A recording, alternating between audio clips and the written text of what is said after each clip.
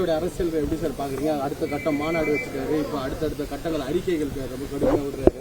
ஒரு திரைத்துறையிலிருந்து போனவரை உங்களோட பார்வை எப்படி சார் இருக்கு? இது தவிர்க்க முடியாத ஒரு அரசியல் நான் பாக்குறேங்க. இப்போ ரஜினி சார் வரும்போதும் நமக்கு எப்படி இருந்ததுன்னா, ரஜினி சார் என்ன பண்ணிட போறாரு அப்படின்னு ஒன்று இருந்தது. கமல் சார் வரும்போதும் அப்படி இருந்தது. இப்போ மிஸ்டர் விஜய் வரும்போதும் அது மாதிரியான ஒரு விமர்சனங்கள் இருந்தா கூட அவருடைய எழுச்சி ரொம்ப பிரமாதமா இருக்கு.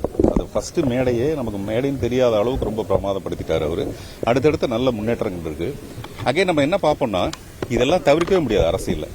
அப்புறம் அவர் திமுகவை எதிர்க்கிறது தான் சரியான விஷயம். அரசியல்னா இன்னைக்கு யார் ஆட்சியில் இருக்காங்களோ, எம்ஜிஆர் அதை தான் பண்ணியிருப்பாரு. யார் வந்தாலும் அதை தான் பண்ணுவாங்க. அதனால அவருக்கு தனிப்பட்ட முறையில் திமுக மேல வெறுப்புன்றதை மீறி ஆளுங்கட்சியை எதிர்த்தாதான் அவங்க ஒரு ஹீரோவாவே மாற முடியும். அதுக்கு மாற்றுன்னு தானே அவங்க வரணும். அதனால அது சரியா தான் இருக்குன்னு நான் நினைக்கிறேன். தவிர்க்க முடியாத ஒரு சக்தியா உருவெடுத்திருக்காருன்னு நினைக்கிறீங்களா? தவிர்க்க முடியாத சக்தியா ஆரம்பிச்சிருக்கு அந்த கழகம். அவரோட எப்படி அது வெற்றி தோல்வி எனக்கு தெரியும். அவரோட பயணிக்கிறதுக்கான வாய்ப்பு இல்லை. ஏன்னா நிறைய திரைத்துறையினர் அவருக்கு ஆதரவு தெரிவிச்சிருக்காங்க. நீங்களும் ஒரு முன்னணி நடிகர், உங்களுக்கு இல்லைங்க, எனக்கு அரசியல்ல பயங்கர ஈடுபாடு இருக்கு. அந்த அரசியல் ஒரு தனிப்பட்ட அரசியலா தான் இருக்கும். நான் யாரையும் சார்ந்து இருக்க மாட்டேன். அதனால நான் என்னைக்காவது ஒரு நாளைக்கு கட்சி ஆரம்பிப்பேனே தவிர, அன்னைக்கு இந்த மாதிரி ஒரு கேள்வி கேட்பீங்களே தவிர, யாரையும் சார்ந்து இருக்காது என்னுடைய அரசியல். இல்ல இப்பதான் அவர் வராருல, நம்ம கொஞ்சம் கேப் விடுவோம்.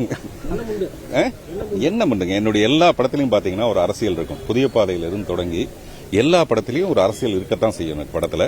அதுவும் வறுமையில இருக்கிறவங்களுடைய, ஒரு ஏழ்மையில இருக்கிறவங்களுடைய, அவங்களுடைய குரலுக்காக தான் நான் நிறைய குரல் கொடுத்திருப்பேன்.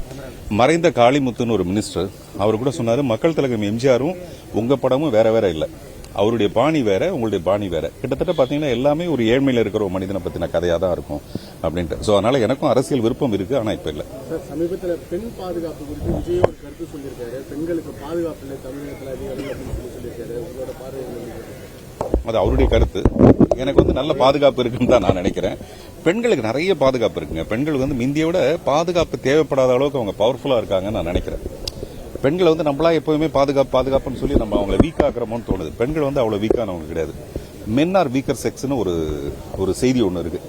மென் தான் அந்த மாதிரி ரொம்ப வீக்கா இருப்பான் அவன். ஆனா பெண்கள் ரொம்ப பவர்ஃபுல்லானவங்க. நான் பார்த்த என்னுடைய தாயோ என்னுடைய மகளோ எல்லாருமே ரொம்ப ஸ்ட்ராங் அவங்க. அதனால அவங்களுக்கு பாதுகாப்புலாம் தேவையில்லை, அவங்களே பாதுகாத்துக்குவாங்கன்றது என்னுடைய நம்பிக்கை. அதான் சொல்றேங்க, அது எல்லாமே எனக்கு தெரியல. ஒரு காலகட்டத்தில் ஒருத்தர் ஒரு விஷயத்தை பத்தி பேசுறோம், அப்புறம் அது மாறிடுது.